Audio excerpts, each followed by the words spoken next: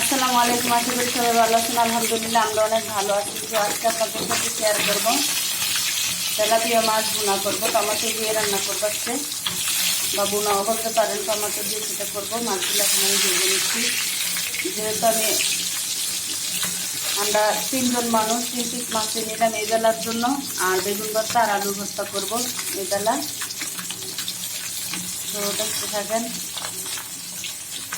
তো এখন আমার মাছগুলো ভাজা হয়ে গেছে, আমি উঠে নেব। দিয়ে দিলাম পেঁয়াজ, কাঁচামরিচগুলো। আমার পেঁয়াজগুলো হয়ে গেছে, আমি এখানে দিয়ে দিব আদা রসুন বাটা, দিয়ে দিব কষানোর জন্য একটু পানি,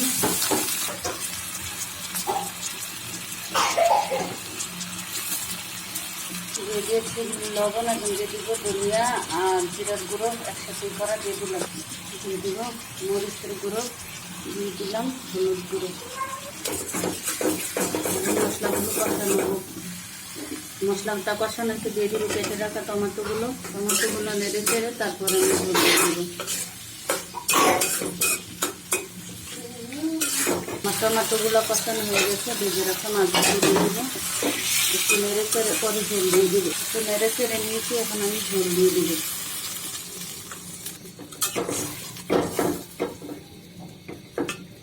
দেখেন আমার টমেটো দিয়ে মাছ রান্নাটা, যেহেতু তরকারিটা আমি টমেটো দিয়ে রান্না করতেছি তাই একটু ঝোল ঝোলই রাখবো।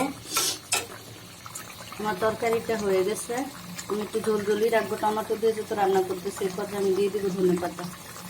দেখেন আমার তরকারিটা হয়ে গেছে, আমি এখন নামিয়ে নিব।